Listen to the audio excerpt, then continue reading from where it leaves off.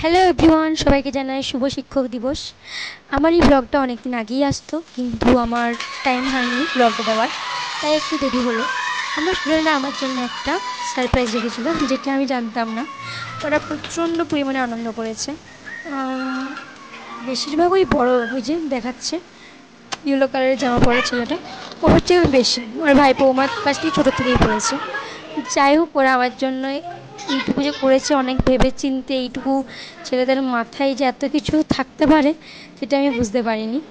তো ওরা আমার জন্য কেক এনেছে, ব্লাস্টার ফাটিয়েছে, মানে ওরা ওদের মতো সাধ্য মতো করেছে, বাট আমার খুব আনন্দ হয়েছে। আমি বিগত অনেক দিন ধরে টিউশন পড়াই বাচ্চাদেরকে, বাট এই বছর সেরা শিক্ষক দিবস ওরা পালন করেছে। আমার খুব ভালো লেগেছে। আমি ভাবিনি যে ওরা এইভাবে সেলিব্রেট করবে, কেক আনবে।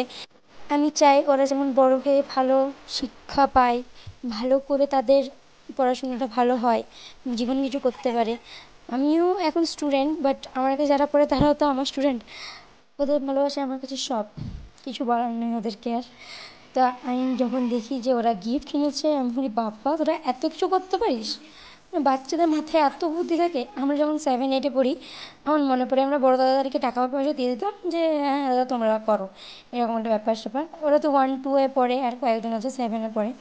তারপরে হুট করে দেখছি এই একটা গিফট, আমি তো অবাক হয়ে গেছি, মানে তোদের পেটে পেটে এত বুদ্ধি। আমি বলি মানে কী সব এরা করেছে আর কি।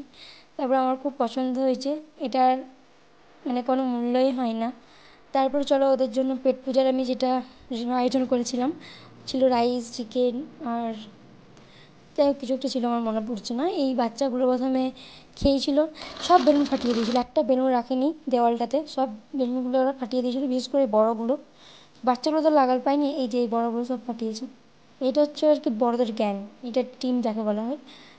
এগুলো হচ্ছে আমার খুদের ছেলেপেলা। তো এই ব্লগটা এইটুকুই ছিল, তোমাদের সাথে আবার পরের ব্লগে দেখা হবে। টাটা।